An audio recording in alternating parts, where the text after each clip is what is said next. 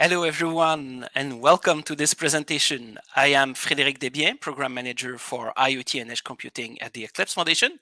And with me a bit later will be Alexander Fedorov from RCSUP. And together we are presenting today about how the Eclipse Foundation and the OpenHW Group are coming together to build a comprehensive open source IoT RISC-V stack. That's quite a mouthful, but that's something quite useful, as you will see. So the presentation is quite simple. We'll start by explaining who OpenHW Group and the Eclipse Foundation are, and well, in the case of Eclipse, I will go quickly through those because most of you already know. But anyway, for the sake of comprehensiveness, we cover both, and then we'll really dig into what is the kind of software work that's done at OpenHW Group. And finally, we'll focus on the CORE-V IDE. So CORE-V is something I will explain you what about. But essentially, there's an IDE project that Alexander is spearheading at OpenHW Group, and we'll go deeper on that topic so that you understand what kind of software tools you have to get started working with OpenHW Group processor technologies. All right, so the whole rationale behind this presentation is really the fact that to build a successful ecosystem, you need to be completely open. And the best way to illustrate that is bread. Bread is everywhere on this planet. Bread is by all units of measurement, I'll measure a very, very successful project, so to speak. And what made bread this worldwide success is the fact that essentially it's been an open secret since the beginning of time. We don't know exactly when bread started, when bread making started, but the fact that it spread over the whole planet and that now everywhere that you go in the world, you can taste different sorts of bread and all of that. The fact that it became such a staple food and the fact that there is such a healthy bread making economy worldwide comes from the fact that bread has been an open secret. Okay. And so for IoT, open source is really central because in IoT, you need an ecosystem around you because you'll be pulling sensors and actuators and boards and software from all over the place, and you're trying to build the solution there. So the best way to do IoT is really the open source way. But, the fact is, this is not just about software anymore. This is also about hardware. And the fact that you have open source hardware, like the kind of hardware OpenHW Group is working on, means that you can build a much more successful open source ecosystem, in that perspective. And really, this is not just me saying this. The market is headed this way. As you know, the Eclipse Foundation and specifically our IoT and Edge Data working groups are holding market research. We are doing surveys every year. And in the 2021 edition of our IoT and Edge Commercial Adoption Survey, we found out that 74% of our responding organizations were factoring open source in their plans, whether it was pure open source or a mix of open source and proprietary. So when I say that open source is important, it's not just me. I'm not objective there, but the market thinks this way already. And when we asked the respondents in the same survey, what was in their mind the top advantage of using open source technologies? Okay, the number one answer was customization, with roughly 30% of respondents. The second one was cost, and then with 14% was more control. So customization, more control, this is literally essential in any IoT project because essentially you're trying to customize, to tailor your hardware and software stack for a specific set of use cases. And every feature that you cut, okay, is more a greater battery life, for example, for the devices that you deploy in the field, or it is a smaller attack surface for those devices that you deploy all over the place in the physical world. So there are clear advantages in doing open source for your IoT and edge computing projects. And the fact is, you can go even further now by doing not just open source software, but also open source hardware. And this is what Eclipse Foundation and OpenHW Group are building together. Okay, so now, who are OpenHW Group if you don't know them? There's been a few sessions already involving OpenHW and CORE-V at EclipseCon, but if you didn't catch those, OpenHW Group is a non-profit global organization registered in Canada. And in that matter, it's very similar to the Eclipse Foundation, with the exception that now we have moved to Europe in the case of Eclipse. And the goal of OpenHW Group is really to build, a fully verified set of open source cores and all of the tools and facilities that you need around that. So that means essentially you have the Verilog source code for system on the chips, okay, that you can grab on GitHub, but also the software tool chains, the emulation, the platforms, the test chips, the development kits that you need to work with those as well. And CORE-V is the name of the first family of open source cores that is brought forward by OpenHW Group. And really the goal is to focus there on high volume production system on the chips. Okay, so in other words, the goal is to have cores that fit a wide array of use cases that are highly relevant to IoT and edge computing. So the way that OpenHW Group is structured, there are a number of working groups, but the technical working group is one where essentially they focus on the cores, verification, hardware, etc. There's a marketing working group. There is some staff at OpenHW that are coordinating everything. And two interesting initiatives are branches of OpenHW that we start in Asia and Europe. So if you have interest in this, I can introduce you to the great team at OpenHW so that you can learn more about it. OpenHW has a very diversified stack of members, and you see them on the slide. So at the top are the strategic level members, so to speak, and the rest of the membership is underneath. But you will see that there are plenty of academic members there because, well, essentially the initial design for most of the cores right now in development has started at some of the universities or research institutes you see on this slide. And there's a healthy partner ecosystem around OpenHW as well. And the Eclipse Foundation is part of that in the sense that it completely makes sense for us to weave together this open source hardware plus software story with OpenHW.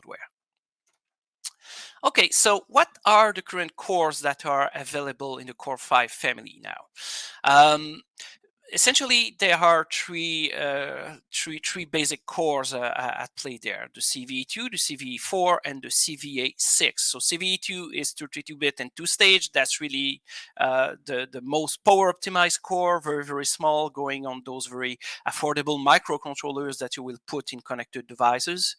The CVE4 is a kind of an hybrid. It comes with the pulp extensions that make it a very interesting starting point to support AI types of applications, and it can in its extensible version, as you will see, there's also the possibility to integrate it with hardware AI accelerators. And the CVA6 family is a bit beefier and will enable you to run Linux or other Unix-like operating systems. So in the case of CVE2, CVE4, you would run mostly a real-time OS on those. But anyway, so the use cases for those cores are really like you see on the slide. If you need to put the core in a constrained device, the CVE2 and CVE4 are the best choices. For edge computing, IoT gateways, CVE4 and CVE6 are possible choices. And obviously, if you want to run an IoT platform like Eclipse Ditto, Eclipse Ono, whatever, in a kind of more server role, then CVE6 will be a good choice. And there's also the CV VEC coprocessor. So that's a coprocessor optimized for vector processing, and that's highly useful in for specific types of applications.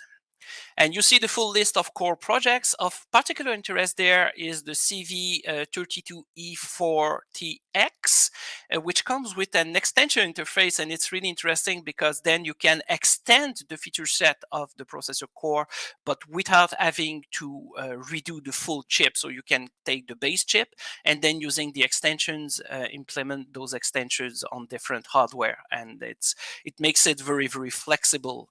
Now, I talked a lot about the cores. Let's focus a bit more about software. So OpenHW as a software task group where essentially they work on the compiler toolchains, the processor and platform models, and the IDEs. So you will learn more about the CORE-V IDE from Alexander a bit later.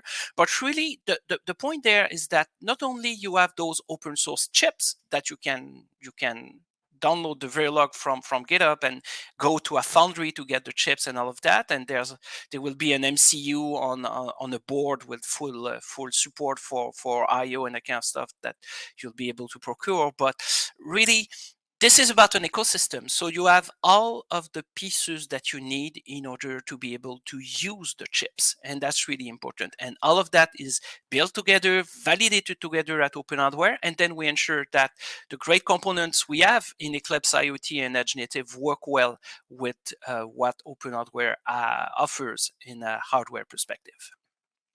And so the goals for the software group at OpenHW are really to create this thriving commercial ecosystem for CORE-V based tools, models, operating systems, and to ensure that everything is open source and that whenever it makes sense, everything is maintained as part as the upstream projects. So for example, there are modifications made to GCC, GDB, and all of that, and it goes back to the upstream and not kept in a forked repository if possible. Okay, and now you know what the Eclipse Foundation is if you are attending EclipseCon. We have plenty of projects and working groups and all of that, but really, the one thing that you should remember is that IoT and Edge is really a big focus area for us. That's one of our 4 strategic pillars, as you see on the slide. And our Eclipse IoT working group is certainly the most mature of those. In fact, we are celebrating, as you see on my T-shirt, the 10th anniversary this year. And this is a sizable community working on building blocks for IoT. And you see the current membership there. More members are always welcome. So please get in touch with me if you're interested in that. But really, when you put what we do in Eclipse IoT and even in Eclipse Cloud Development Tools and what OpenHW offers, that's where really you see this comprehensive RISC-V stack coming together. So the processor cores, the toolchains, and the CORE-V IDE, that's part of what OpenHW does. But then our IoT building blocks and the base Eclipse IDE technology come from the Eclipse Foundation. And you can even extend that to the browser in the sense that our Cloud Development Tools working group also has efforts to bring IoT support to browser-based IDEs. Okay, and ultimately, it's my dream to have full CORE-V and RISC-V support for that particular stack in the browser as well. So we'll see what happens there. But in any case, there are many efforts to really build this comprehensive open source ecosystem. And to give you a taste of how this looks, we can have a look at the CORE-V MCU SDK that's currently cooking at OpenHW, and you see there Eclipse and Platform IO as the leading IDE platforms that are considered. So there's certainly this IDE base and the tool chains and debugger that come together, and then the specific hardware on the MCU side where essentially you can plug the board using a USB cable, and then you get access to this powerful system of a chip with integrated I/O. And essentially, this is a deeper look at the thing. And really, the whole point is, once again, to show how integrated this is. So the whole point of the MCU project is to give you the opportunity to buy this board, which is really powerful and using the technologies, and then to work on that in the classical desktop, Eclipse desktop environment and platform.io in the guise of the CORE-V IDE. And now let's switch to Alexander, who will tell you all about the CORE-V IDE and its integration with platform.io. Thanks, Frederick. My name is Alexander Fedorov. I'm leading small company RCSO based in Russia, St. Petersburg. We love open source a lot and contribute a lot to it. I enumerated a bit what project we participate that are relevant, but there are also others. And also I'm leading ID effort in OpenHW Group. So I decided to join immediately after I learned that it's established. Next slide, please. So you know that working with ID and creating ID for hardware people is a bit challenging task because there is still a discussion what should we expect from ID and how ID should look like, and even do we need ID at all?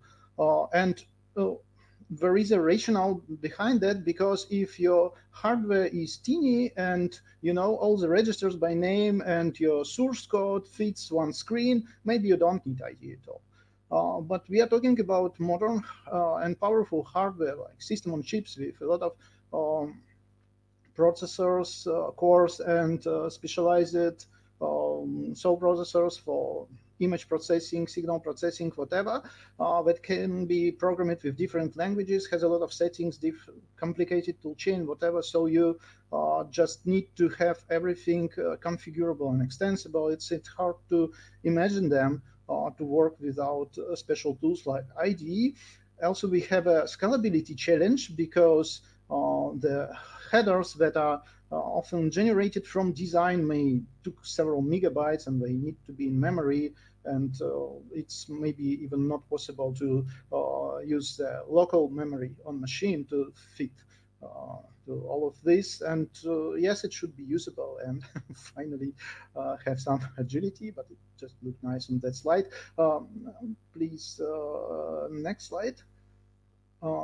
So, you know, there was a lot of content on this conference. I hope you enjoyed regarding clouds and Eclipse Data and VS Code. Do I love clouds? Yes, especially to look at natural clouds, not so for digital clouds. I'm not so excited, but what is good regarding Eclipse Foundation and Eclipse project, that you don't need to build things from scratch. You have enough components to create proof of concept and even MVP or whatever you may need. So we just use what we have.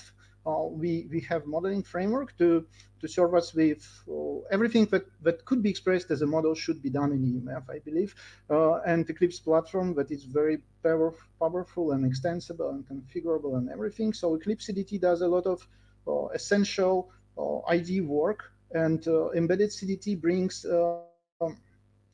even more plugins, default toolchain for RISC-V, and a lot of debugger integration for us.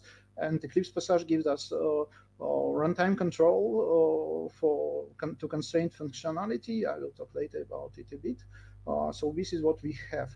Please, next slide. But what we don't have, so we still don't have out-of-the-box debugger experience. Why so? This is interesting story. So you know the classic way, you have a board on your table, and then you write a setup scripts with a lot of setting and everything, check it, and then board started to blink. You are happy. You pack it in the IDE and deploy it. Yes, but we have got quite a modern obstacle, because that final product based on CORE-V cannot be sent to Russia, from where we do our contribution to community for free. Well, we can live with it, but yes, momentum has been lost a bit.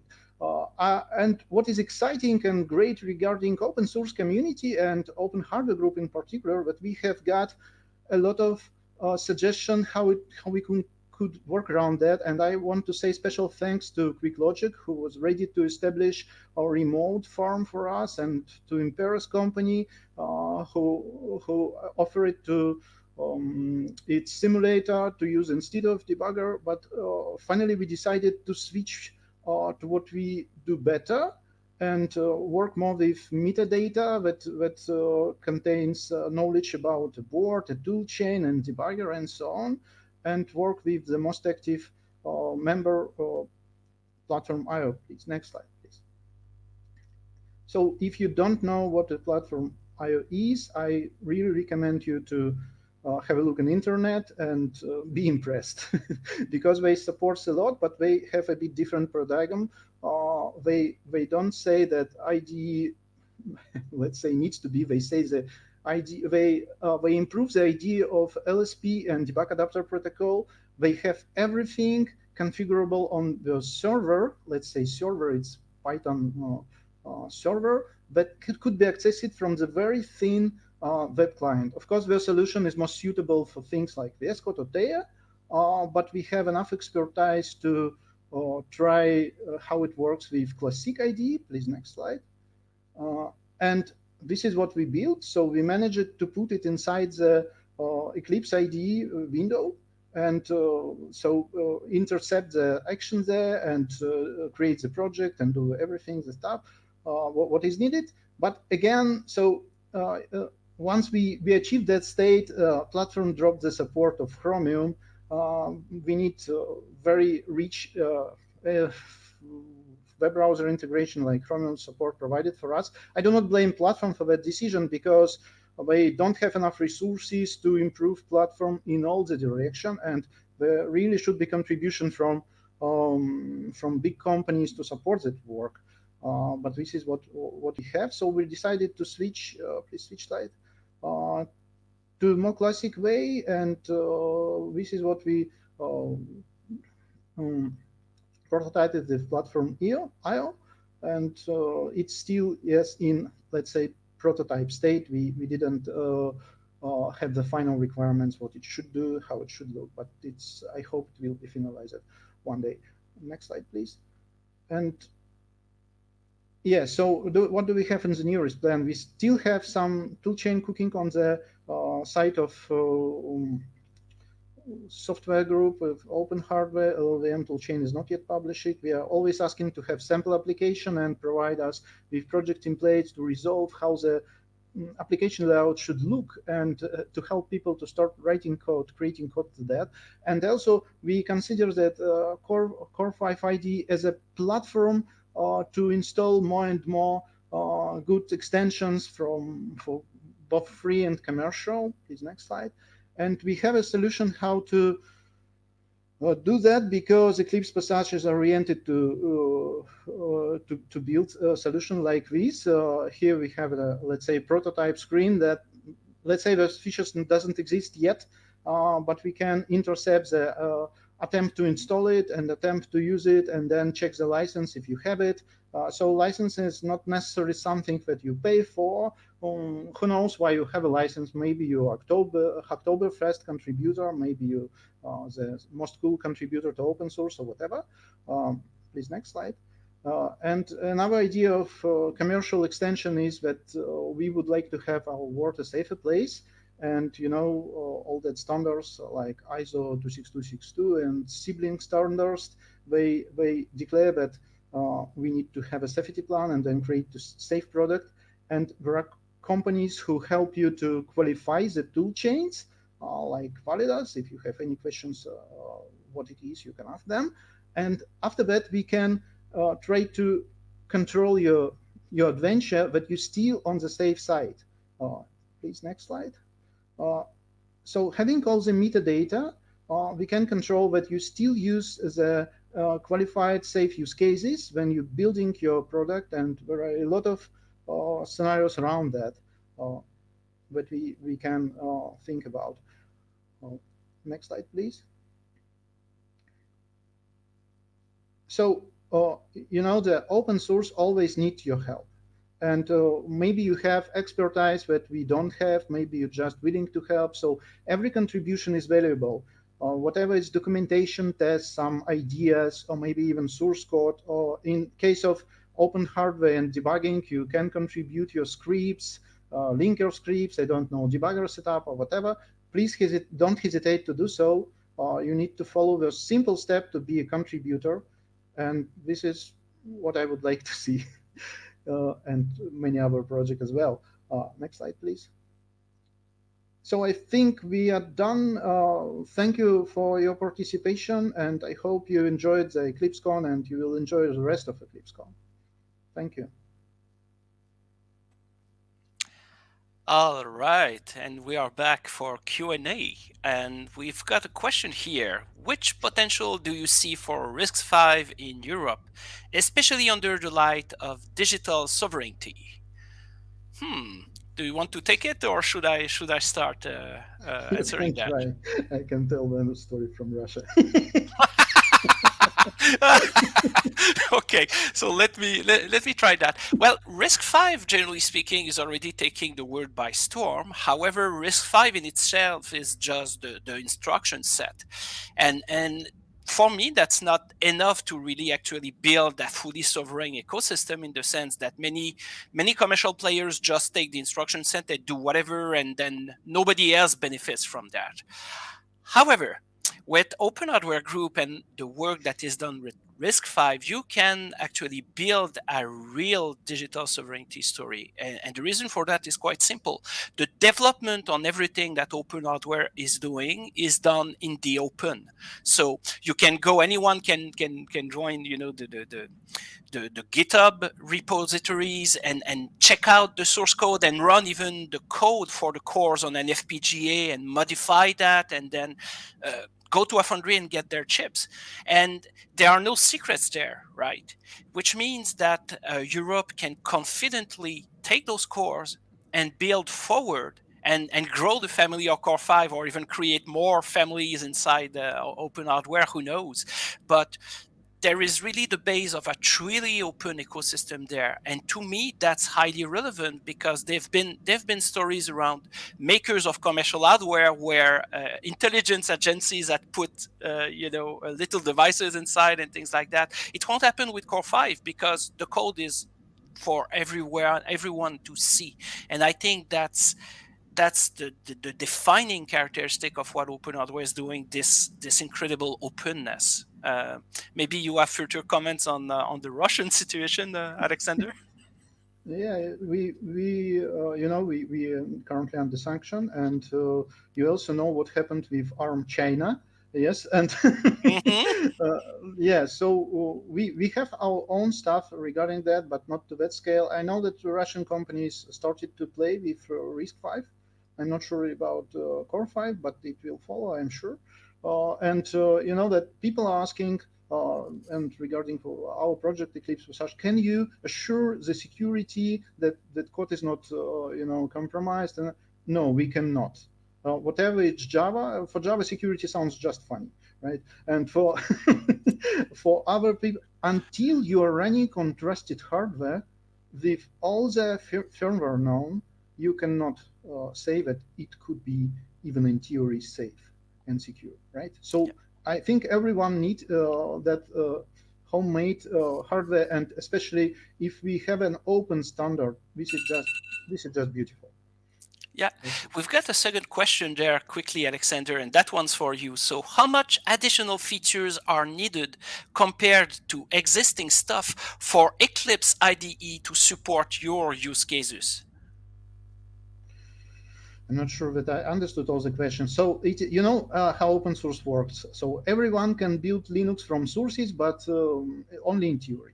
The same with our IDE. It has enough functionality inside to tune for any hardware thing.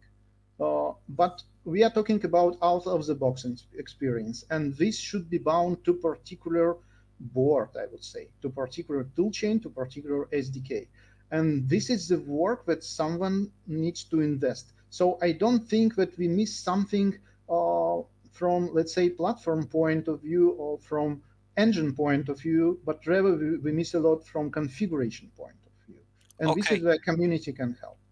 Yeah, and certainly I think the debugging issue that you were highlighting is a good example of that, right? There's something missing in the stack, but not in the IDE itself. It's really in the deeper layers where you were lacking the features.